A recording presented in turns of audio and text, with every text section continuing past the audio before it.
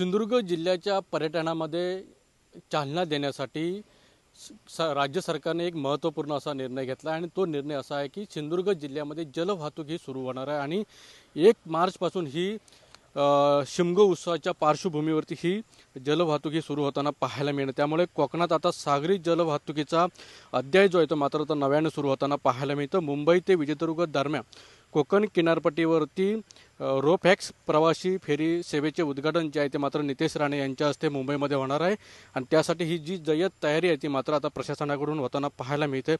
आपण जर पाहिलं तर की अति जलद प्रवासासाठी 3,000 ते 9,000 रुपये मोजावे लागणार असल्यामुळे शिमग्यासाठी येणाऱ्या कोकणात किंवा जाणाऱ्या चाकरमान्यांमध्ये नाराजी मात्र असलेली पाहायला देखील मिळते। या ऐतिहासिक प्रवासाच्या पहिल्या टप्प्यातच देखील मुंबईहून मंत्री स्वतः नितेश राणेचे देखील ह्या फेरीतून जी जलवाहतूक फेरी आहे त्या फेरीतून स्वतः नितेश राणे देखील प्रवास करताना पाहायला मिळणार। आशियातील ही सर्वात वेगवान आणि रोरो फेरी सेवा ही मानली जाते। त्यामुळे अवाच्या सवा जरी भाडे असल्यामुळे ह्या मात्र प्रवाशांकडून मात्र नाराजी व्यक्त केली जाते। त्यामुळे यावरती म्हणजे जो भाडे आहे त्या भाड्यामध्ये सवलत देखील द्यावी अशी देखील मागणी सुद्धा प्रवाशांकडून होताना पाहायला मिळते।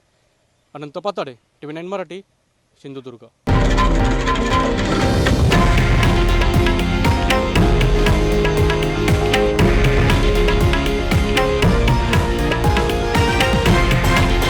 हे आहे देशातील नंबर 1 न्यूज नेटवर्क आणि आपण पाहत आहात TV9 मराठी, एकमेव।